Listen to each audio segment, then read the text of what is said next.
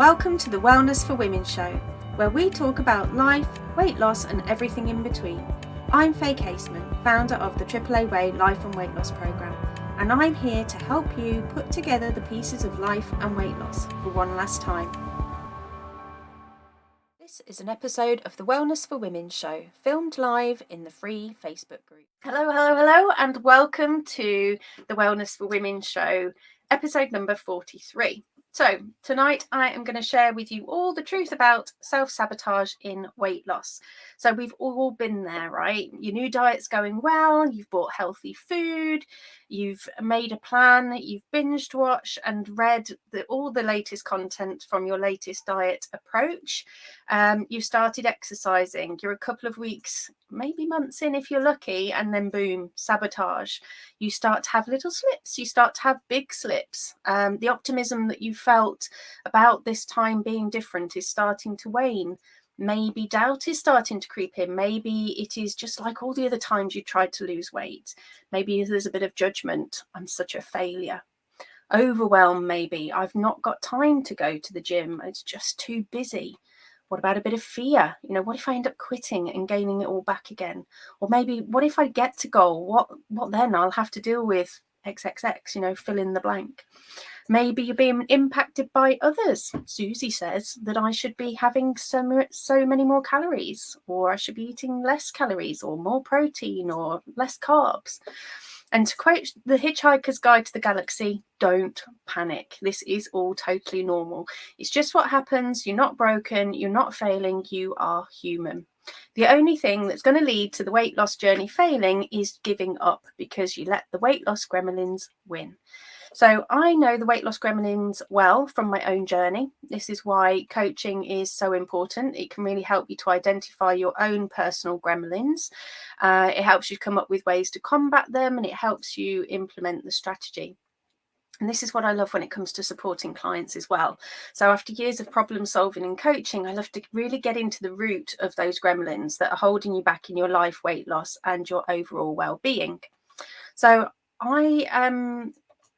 and like I say, I love helping clients to find their next steps, to help them gain confidence through clarity, and to help cheer them on as they find their goals. And this is what we're going to touch on in today's episode. So coming up, we've got, I'm going to go over what is self-sabotage, why do we self-sabotage, and then I want to introduce you to my friends, the little self-sabotage gremlins.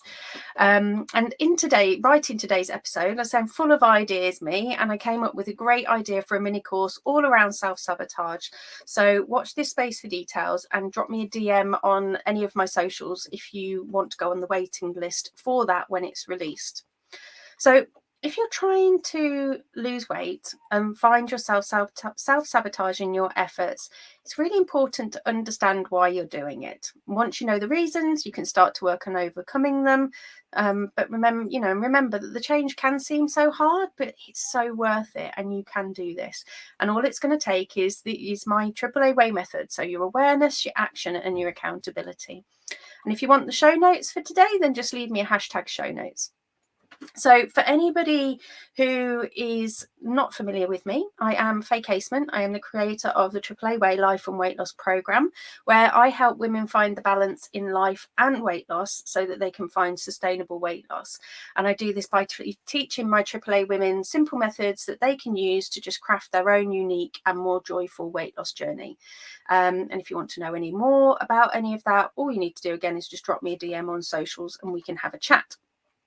So we all know that change can feel hard, right? It can feel especially hard when we're trying to make changes in an area of our life that we've perhaps struggled in for a long time.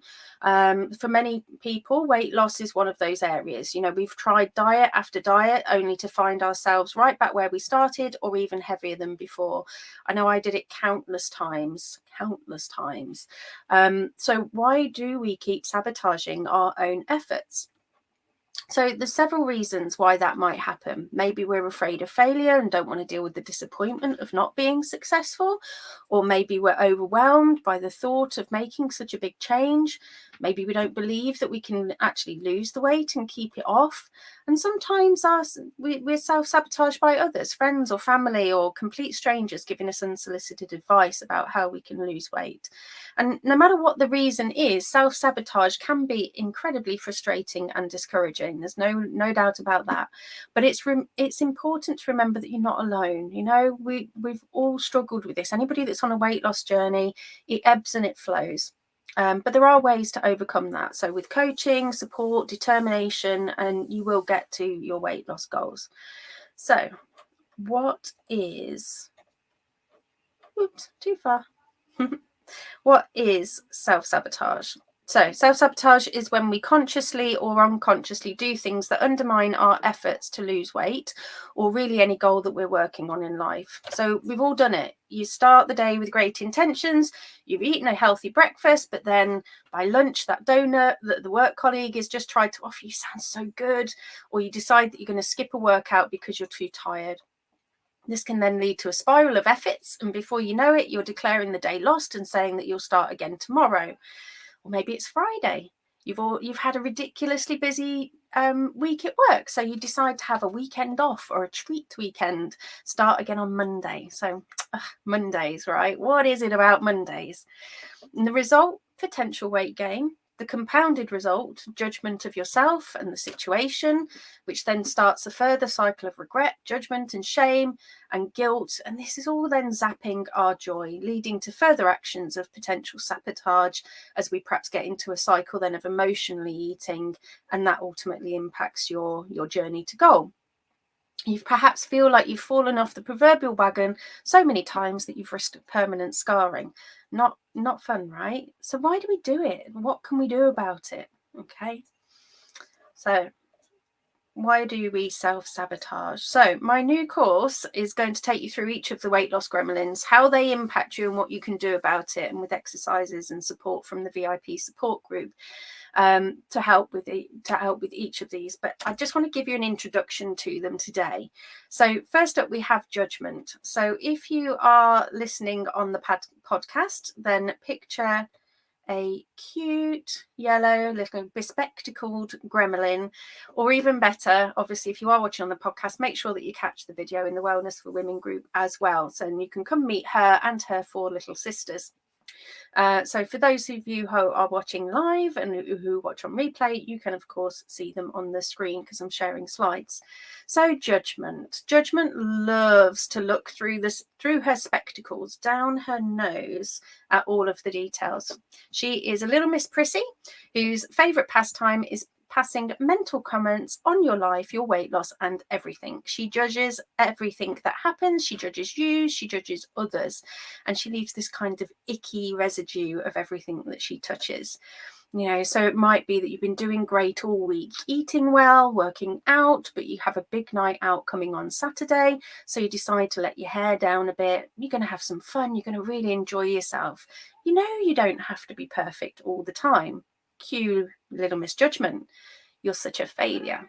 You have ruined all of your hard work. You might as well give up now. See how that icky residue feels? So what can you do about little misjudgment? Well, the first step is to recognize when she is talking. Say to yourself, oh, look, it's judgment again. And then try and take a step back. She loves to be in charge, but you have to remember that you are the boss of you. So ask yourself, is what she is saying true? And often the answer is no. And she can be mean, but with the AAA way, you can channel self-love.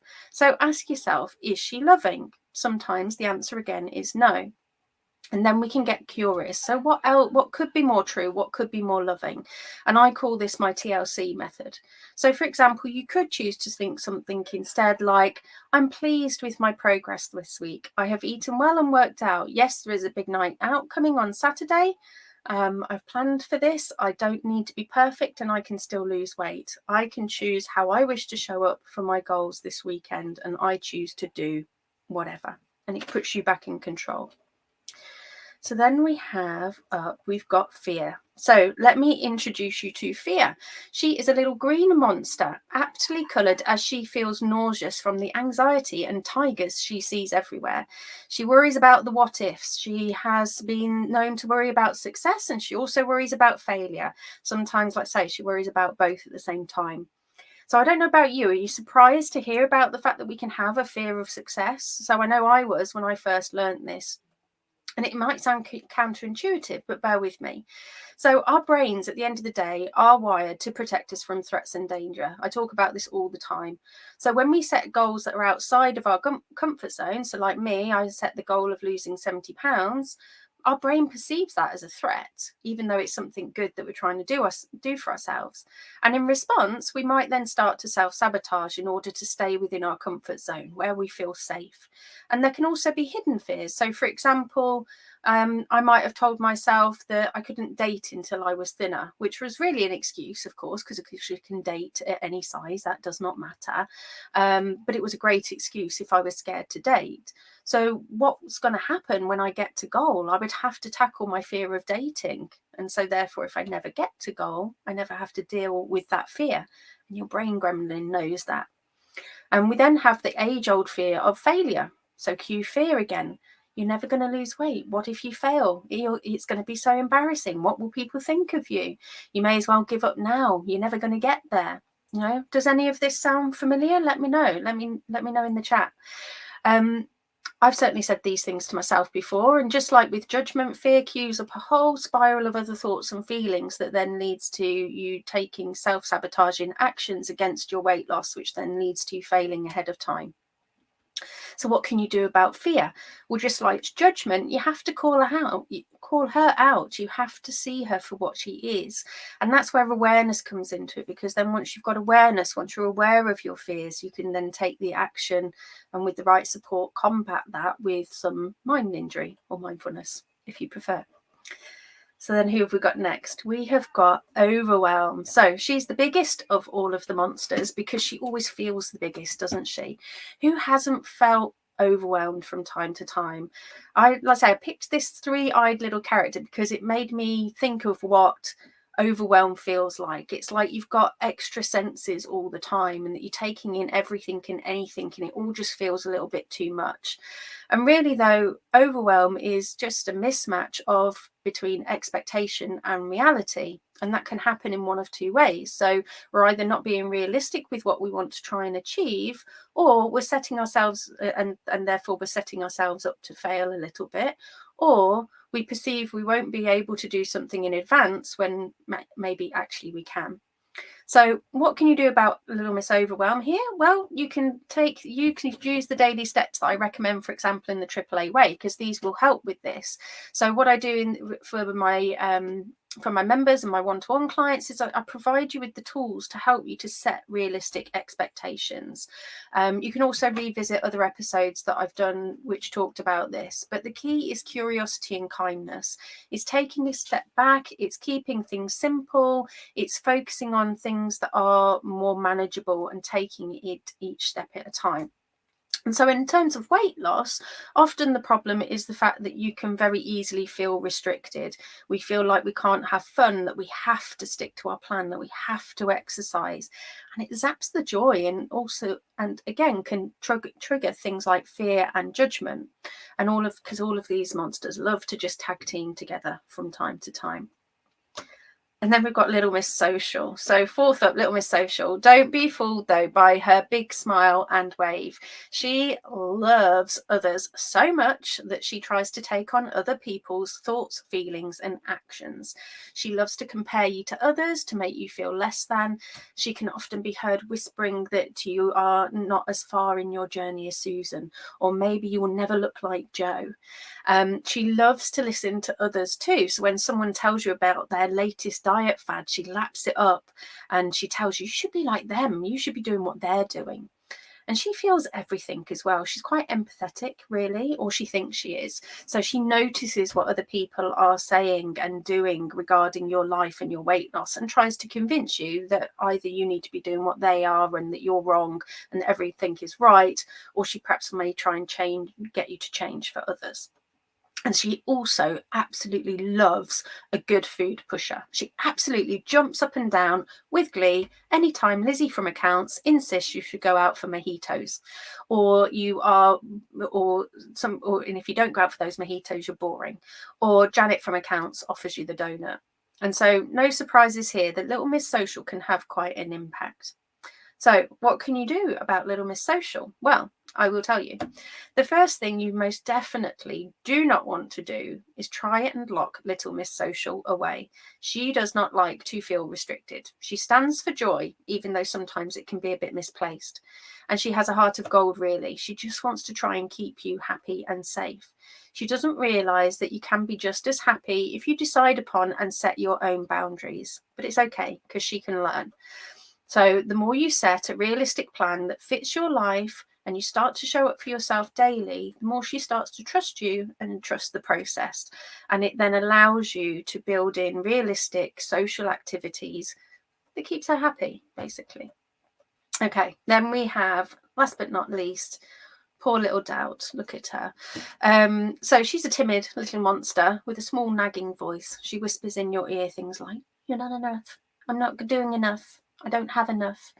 And this lack of belief can be rooted in past failures or negative experiences with weight loss. So I've tried dieting before and it didn't work. It can also be due to low self-esteem or feelings of unworthiness. So just generally thinking I'm not good enough, I'm not thin enough, I'm not worthy enough to reach my goal. And what can you do about misdoubt? Well, the biggest contributors to overcoming doubt is Mind Nijary. So we could use our why power. We can step into our future self, and you can touch in with any of your support network. Your why power is what helps to give you clarity. Your future you helps to give you vision and guidance to stay on course. And your support network holds your hands whilst you do it. So those are my 5 little weight loss self-sabotage gremlins. But in conclusion, I basically promised you the truth about self-sabotage. And the real truth is, it's normal. We all have little brain gremlins, little voices in our subconscious and conscious mind that nibble or take chunks out of what it is that we're doing. But you've got the choice today to decide, am I going to feed them and let them grow stronger and take over, or are you going to look to combat them with some Mind Nijary, some life coaching techniques? And I know which one I will try and choose every time. So that's it for today. Obviously, I want you to make sure that you get the most out of these episodes. So if you are active in the Facebook group, don't forget to leave me your #gems in the chat after. And other than that, I will love you and leave you and see you next week.